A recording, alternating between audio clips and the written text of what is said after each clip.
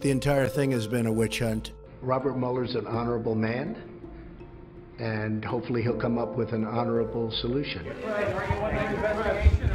Thank you. I don't think people understand particularly how much authority the president actually does constitutionally have over the special counsel. I'm a professor of law at Georgetown. I've been in and out of Washington for a number of years, working on either side of Pennsylvania Avenue, in the Senate and in the White House. The current special counsel regulations put more control over the special counsel in the hands of the Attorney General, in the hands of the Justice Department. And that poses something of a problem because, in fact, the president is in control of the Justice Department. The current special counsel, he's given all the power of a prosecutor. So he can impanel a grand jury, as any prosecutor would do. That's standard operating practice. He can subpoena witnesses through the grand jury and obtain evidence and interview anyone who might be potentially involved in this.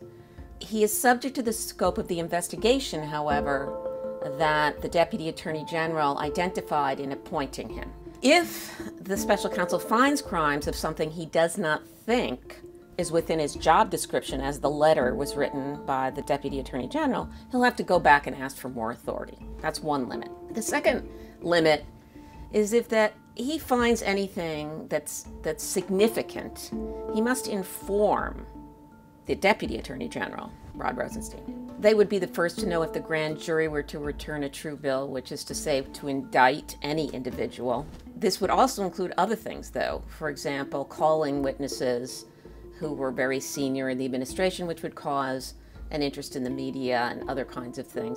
And there is a limit if the Attorney General, or in this case the Deputy Attorney General, finds, based on those notifications, that some of these things are quote-unquote unwarranted under department policy, the Deputy Attorney General can veto it.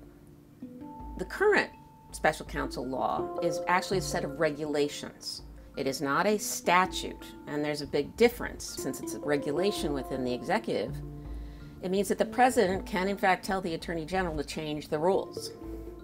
The president has the authority to take care that all of his officials execute the law faithfully, and if he feels that they are not executing the law faithfully, he can order them to do things. That is his constitutional power, and most presidents, Democrat and Republican, seek to use that power. This is why we see Congress now getting into the act. There are a number of proposals out there to protect the special counsel from removal. If Congress had passed a statute and the president fired the special counsel, then the president would be guilty of violating a statute, and when the president has no power to violate statutes, he must faithfully execute, those are the Constitution's words, the powers given to him by Congress under the law. So if he were to violate that law, then this would be a constitutional crisis in essence.